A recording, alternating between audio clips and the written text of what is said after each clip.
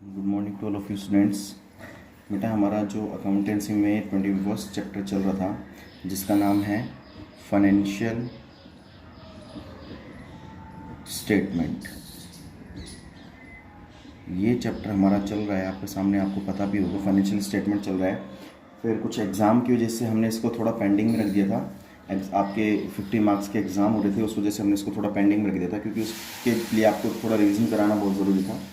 तो बेटा हमने यहाँ पर 3 अकाउंट देखे थे। 3 अकाउंट कौन कौन से देखे थे? सबसे पहला हमने इसमें देखा था trading account, trading account. Secondly हमने कौन सा पढ़ा था इसके अंदर अकाउंट बेटा? Profit and loss account. ठीक है बेटा। उसके बाद हमने तीसरा अकाउंट जो पढ़ने जा रहे हैं अभी हम, वो है बैलेंस शीट।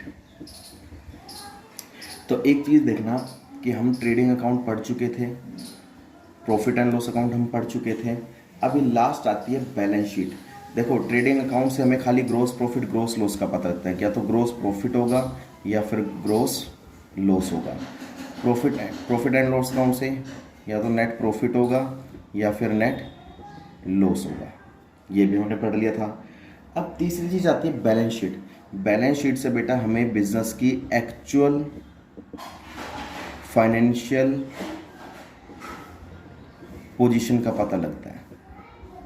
क्या पता लगता है? बिजनेस की एक्चुअल फाइनेंशियल पोजीशन, बिजनेस की फाइनेंशियल कंडीशन कैसी है, अच्छी है, सही है, बेकार है, कैसी चल रही है, वो किससे पता लगता है? बैलेंस शीट से। देखिए जो कैपिटल का फॉर्मूला होता है ना, कैपिटल, एक बिजनेस की, एक फर्म की कैपिटल कैसे निकलती है? Assets minus liabilities. लायबिलिटीज का मतलब होता है बेटा दायित्व, दायित्व, और एसेट्स का मतलब होता है संपत्ति।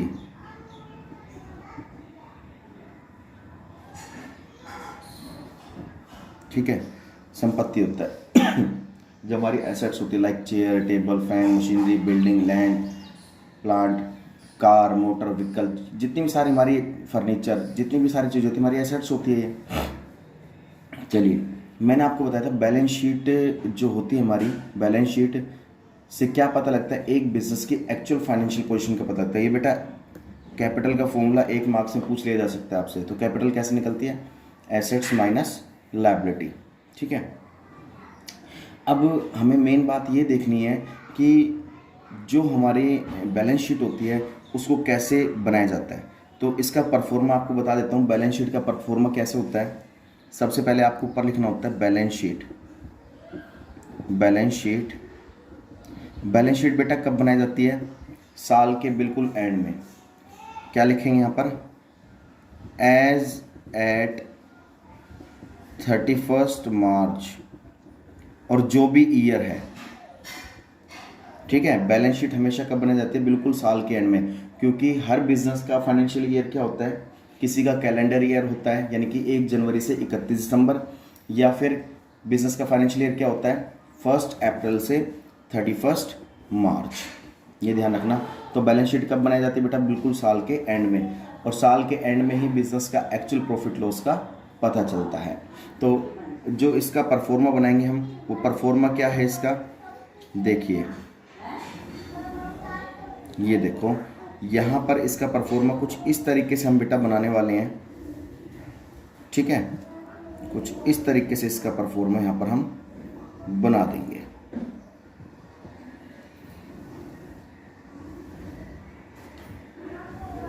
ये हमने परफॉर्मा बना दिया है। ठीक है, यहाँ पर क्या लिखेंगे हम? Liability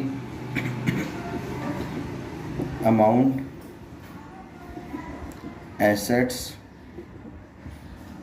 amount, liability amount, assets amount. एक चीज़ ध्यान रखना, लायबिलिटी का ऑलवेज कौन सा बैलेंस होता है बेटा? क्रेडिट बैलेंस होता है, और एसेट्स का ऑलवेज कौन सा होता है? डेबिट बैलेंस होता है। ये ध्यान रखना। अब एसेट्स जो होती है बेटा हमारी, एसेट्स मैंने आपको सेकंड चैप्टर में बताया था, 2 तरह की एसेट्स होती है। एक तो करंट एसेट्स और एक होती है फिक्स्ड एसेट्स। तो यहाँ पर एसेट्स वाले कॉलम में हमें दोनों तरह के एसेट्स लेनी है। ऐसी हमने लायबिलिटी पढ़ी थी, लायबिलिटी भी हमने दो तरह की पढ़ी थी, करंट लायबिलिटी और एक नॉन करंट लायबिलिटी। हमने दोनों चीज़ें पढ़ी थी ये, ठीक है। तो लायबिलिटी में भी हम दोनों तरह की लायबिलिटी दिखाएंगे, करंट भी और नॉन करंट भी। ऐसी एसेट्स में हम दोनों तरह के एसेट्स दिखाएंगे, करंट एसेट्स भी और नॉन करंट एसेट्स भी। तो एसेट्स फॉर एग्जांपल क्या क्या होगी हमारे, कैश हमारी एसेट्स है बेटा, बैंक हमारी एसेट्स है, स्टॉक हमारी एसेट्स है, डेप्टर, डेप्टर मतलब पैसे देने वाला डेप्टर, वो हमारी एसेट्स है, बिल्डिंग हमारी एसेट्स है, फर्नीचर हमारी एसेट्स है,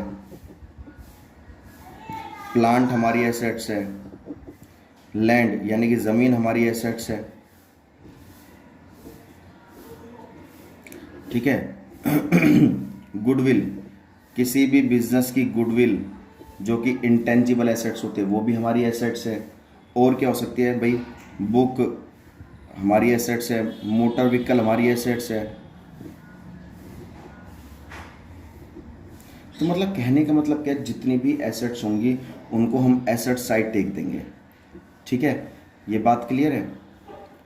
चाहे फिर वो करंट एसेट्स हो चाहे फिर वो नॉन करंट एसेट्स हो, हमें दोनों तरह के एसेट्स हमें एसेट साइड दिखा देनी है, ठीक है।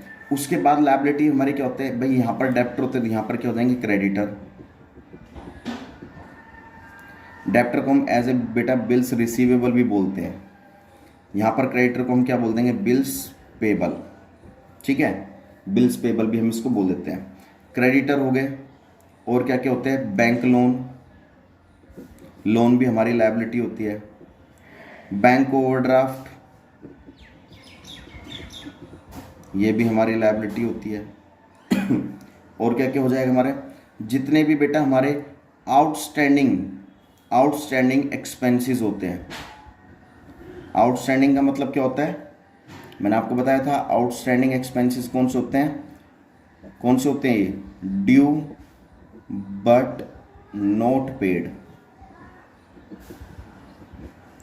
जो ड्यू तो हो गए लेकिन अभी तक पे नहीं हुए हैं, वो सारे आउटस्टैंडिंग एक्सपेंसेस होते हैं, ठीक है। क्रेडिटर्स हो गए हमारे। और हमारे भाई और भी चीज़ें आ जाती है। एक चीज़ और आएगी यहाँ पर, कैपिटल।